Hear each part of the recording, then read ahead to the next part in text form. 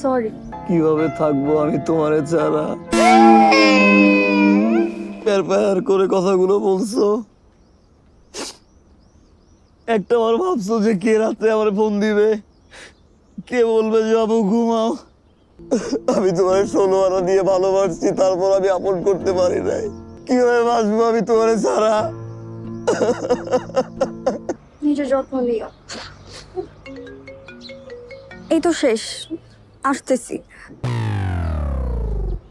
এই কে ফোন দিছে? কে ফোন দিছে?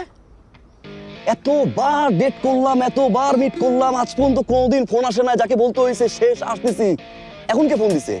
ডেট করার কথা বলে আমার আল্লাহ আইনা তুমি ব্রেকআপ করে ফেললা। হ্যাঁ, আবার বলতো শেষ আসতেছি। কি ব্যাপার? নতুন কেউ হইছে না? নতুন কেউ হইছে না? বাইক নিয়ে ঘুরে, বাইক পছন্দ হইছে, বাইক পছন্দ হইছে না?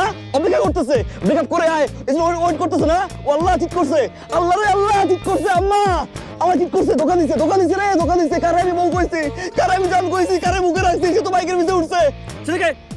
এই যে তোমার এইসব কারণে আমি তোমার সাথে ব্রেকআপ করছি।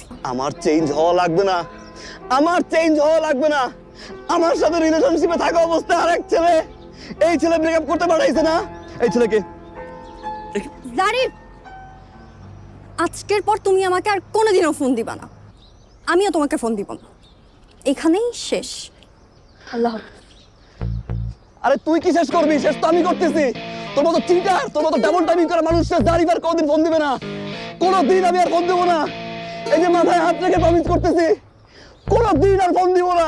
ভাইয়া সিমটা কি আপনার নামে? জি, আমার নামে সিম।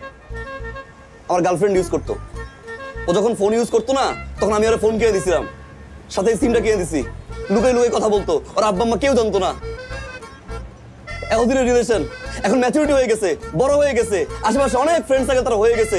এখন আমার নানান প্রবলেম, আবার হ্যান্ড প্রবলেম, ত্যান প্রবলেম, উঠতে বসে প্রবলেম, বসতে যাই প্রবলেম, সব জায়গায় আমার প্রবলেম। এত প্রবলেম আর প্রবলেম। ব্রেকআপ করবি, ঠিক আছে তুই কর। জোর করে তো কারো মন পাওয়া যায় না, দেহ পাওয়া যায়। অত দেহ দরকার নেই, আমার মনটা দরকার ছিল। সেই মনও আমার দিবে না, দিস না, সমস্যা নাই, ব্রেকআপ কর, মিচুয়াল ব্রেকআপ কর। আরে কান্নাকাটি করে আমি তো গেছি ব্রেকআপ করতে, ঠিক আছে ফাইন, শেষ করে এখানে। তারপরে যা 6 মাস গ্যাপ দে, তুই কষ্টের গান শুন, আমিও কষ্টের গান শুনি, তারপরে রিলেশনশিপে যা, সেটা মানানো যায়, বুঝানো যায়। ব্রেকআপটা করতে পারলো না, সঙ্গে সঙ্গে ফোন দিতে, ফোন দিয়ে পাশ থেকে বলছে তুমি কোথায়।